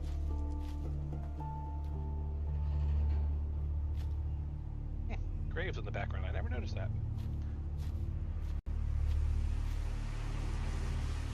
If I have a shovel, I dig them up. Yeah, that's actually a thing in Fallout 4. If you find graves, you can dig them up if you have a shovel in your inventory. Anyway, as I was saying. So yeah, they updated the code. They tweaked the scripting and all that. And since it was a developer's build, since they hadn't finalized everything, they still had some more changes to make. The problem then became when they released their updated scripting code, and the SKSE team said, okay, we've seen your scripting code, and we're making adjustments as necessary to match the changes you've made. And so they released their newest update, and the game's broke because their version, which had some more changes under the hood, was not the exact same version they gave to the script extenders. And the script extenders kind of expected it. They said, hey, look, guys, calm down.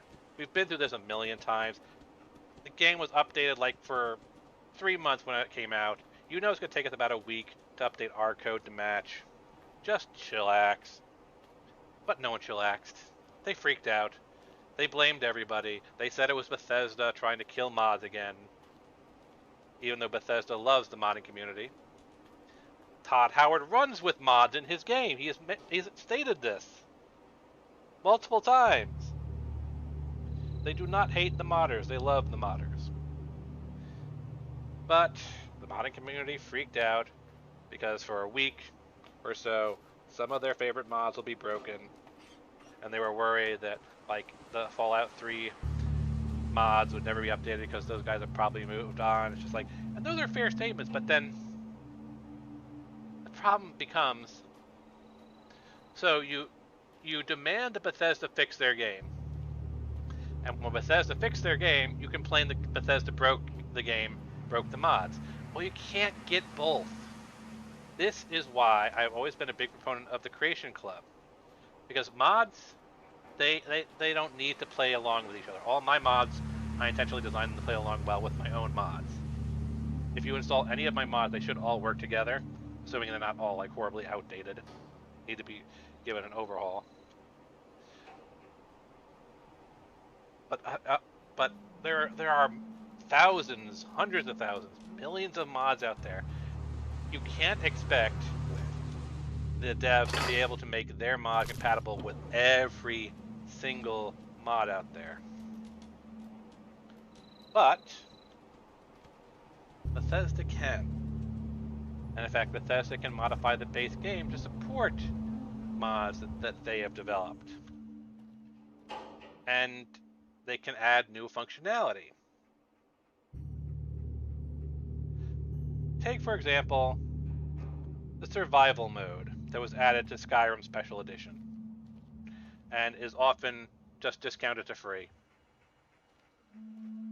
It added new warmth and like hunger keywords to food. Like, so they add warmth, cold, hunger keywords to food and clothing to support the survival mod.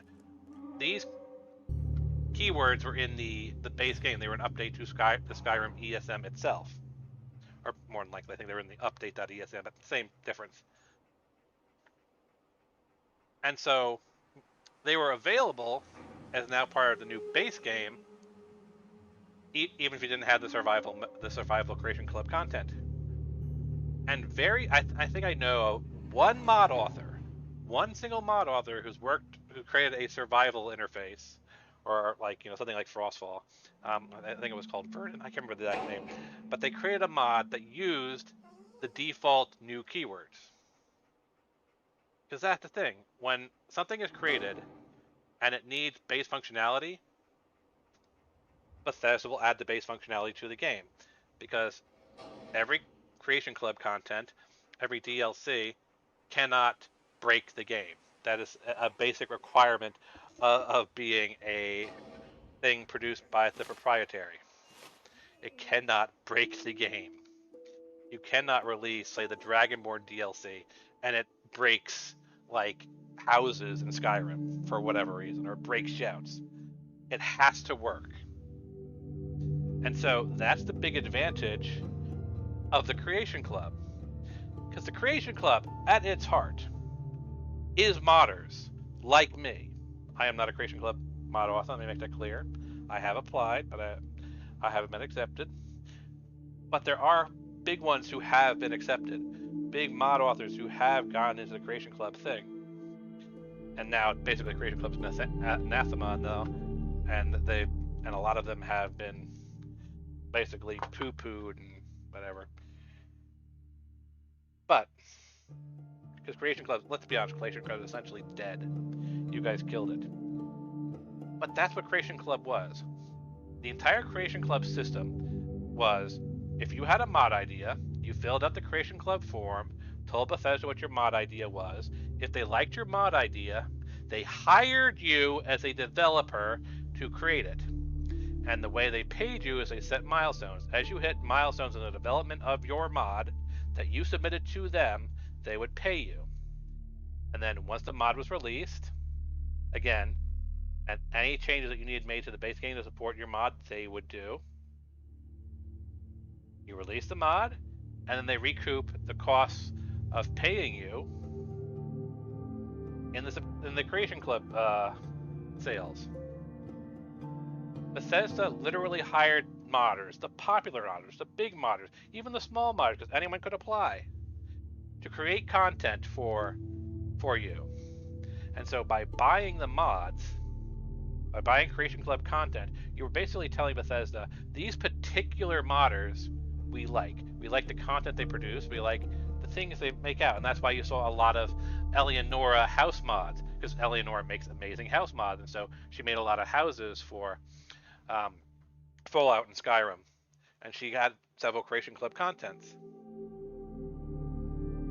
And so that's why you saw a lot of recurring names in their mod credits, because these people applied, they were popular enough to get very high volumes of sales, and Bethesda went forward with that. That's what all of the Creation Club mods, well, maybe not all of them, probably like 80% of them, are by outside people. They're by people like me and you, who make mods as a hobby, had an idea, submitted it to Bethesda, got approved, got paid to make the content, and then got shit on by the community because we sold out. Meanwhile, you fast forward or rewind about a year back, and there was this entire uproar about, like, why doesn't Bethesda hire modders? And like, because one or two modders actually got hired as developers in-house at a couple of game companies. And there's big uproar where they're talking about Bethesda should hire modders, Bethesda should hire modders. So Bethesda sets up a system to, I wouldn't call it an internship. What would you call it? A apprenticeship? They set up a system where mod authors can essentially apprentice as developers for Bethesda. They see how well those mods work, and then from there, they'll give them a few more gigs. Well, ideally, what would have happened? What would happen? They get a few more gigs of Creation Club content, and then they hire them on as Bethesda developers.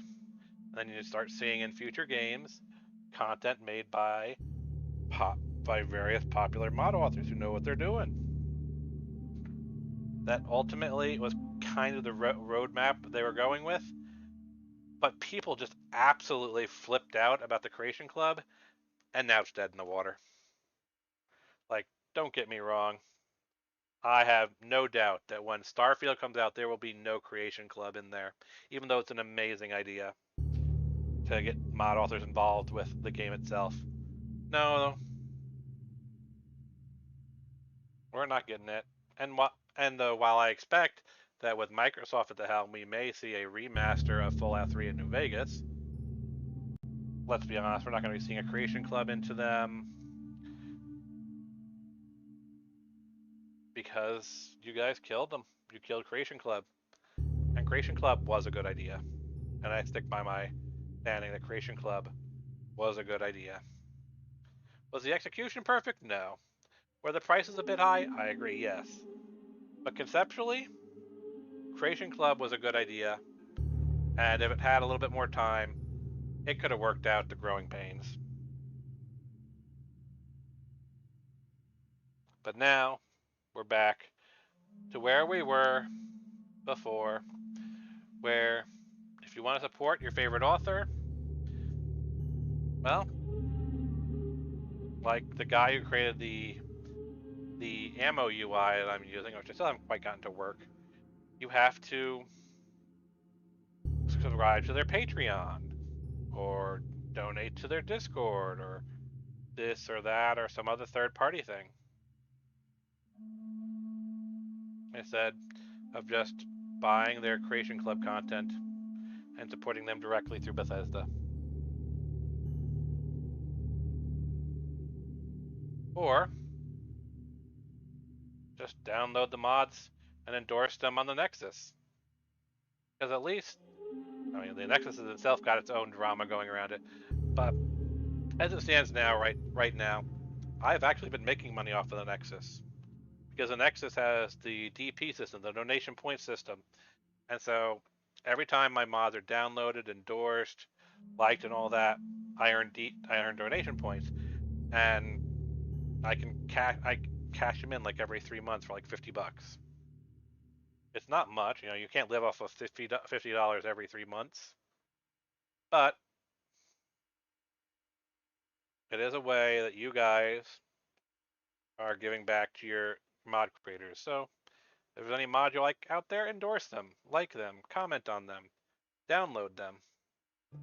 Because if they've been enabled for DP by the mod author, they'll get some retribution. They'll get some payment for it, some points for it, which they can use for various things, including just cash. Anyway, rant over. Discussion of perks over. Thus is the end of our stream and our talk about the quirks of perks in Fallout 4. Hope you guys all had fun.